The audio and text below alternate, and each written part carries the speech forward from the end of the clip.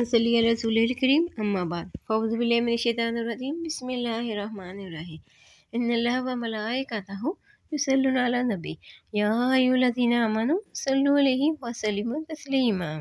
बेशक अल्लाह ताला और उसके फरिश्ते नबी मुकर्रम सल्लल्लाहु अलैहि वसल्लम पर दरूद भेजते हैं। ऐ ईमान वालों, तुम भी आप सल्लल्लाहु अलैहि वसल्लम पर बहुत दूध भेजा करो, सलाम भेजा करो। मोदी सामीन अस्सलाम वालेकुम। आज मैं जो आपसे वाक़या शेयर करने लगी हूँ वो मुझे एक बाबा जी ने बताया है। वो बताते हैं एक मतलब मैं बीमार हो गया। 2000 का सन था और मेरी उम्र इस वक्त 35 से 37 साल थी। मुझे एक मर्ज़ ने आ लिया जिसकी वजह से मैं चारपाई का होकर रह गया। इलाके के मशहूर हुक्मा ने मेरे बारे में यही अल्फाज किए कि हमने भरपूर कोशिश कर ली है, हम नुस्खा आजमा चुके हैं, लेकिन कोई दवा शिफा का ज़रिया साबित नहीं हो रही। अब तो यही कहेंगे कि इनके लिए दुआ करें। मैं मुकम्मल तौर पर बिस्तर का होकर रह गया था। मेरे हलक से पानी का कतरा भी मुश्किल से उतरता था। मैं इंतहाई कमज़ोर हो चुका था। वो बताते हैं कि एक रात मैंने ख्वाब में देखा कि मेरे मुर्शिद तशरीफ़ लाए हैं, जो कि ज़ाहिरी तौर पर दुनिया से इंतकाल फरमा चुके हैं।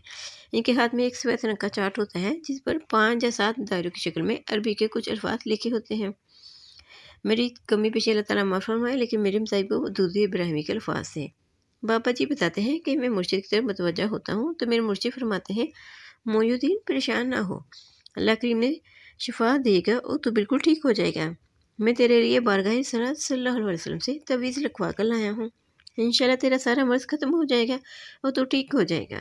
इसके बाद मेरे मुर्शिद ने एक तवीज़ मुझे पानी में घोल कर पिलाया।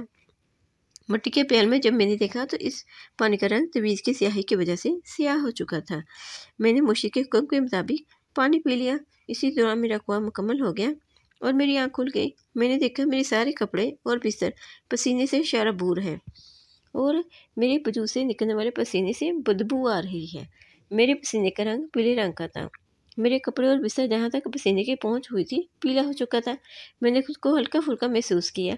मैंने जब अपने वजूद को हरकत दी तो मैंने महसूस किया कि मेरा तमाम मर्ज़ ख़त्म हो चुका है और मैं मर्ज़ से मुकम्मल तौर पर सेहतयाब हो चुका हूँ। सुबह की सानें हो रही थी और मैंने करबट बदली तो मुखलसीन मेरे करीब आए। उन्होंने मेरा ये हाल देखा तो हैरान हुए। मैंने अपना सारा वाक़या सुनाया तो वो सब हैरान रह गए। कुछ दिनों में मेरी कमज़ोरी दूर हो गई और मैं मुकम्मल तौर पर सेहतयाब हो गया। आज मेरी उम्र 100 साल से ऊपर जा रही है और मैं आज तक बुखार नहीं हुआ। बताते हैं जिस रात मुझे ख्वाब आया था, इस रात मैं दूध इब्राहिमी पढ़ के सोया था और अल्लाह करीम से दुआ की थी कि या अल्लाह मेरी बीमारी को शिफा में बदल दे और मुझे सुकून अता फरमा। बताते हैं कि दूध इब्राहिमी की बरकत से मेरी दुआ कबूल हुई और मुझे रब करीम ने सेहत से नवाजा। अल्हम्दुलिल्लाह। मैंने दूध इब्राहिमी के जो रात बाबा जी से पूछे थे वो आपकी खिदमत में अर्ज़ कर दिया है। बाबा जी की फरमान के मुताबिक अदब से पढ़ा गया दूषिब आपकी दुनिया और आखिरत में कामयाबी की ज़मानत है।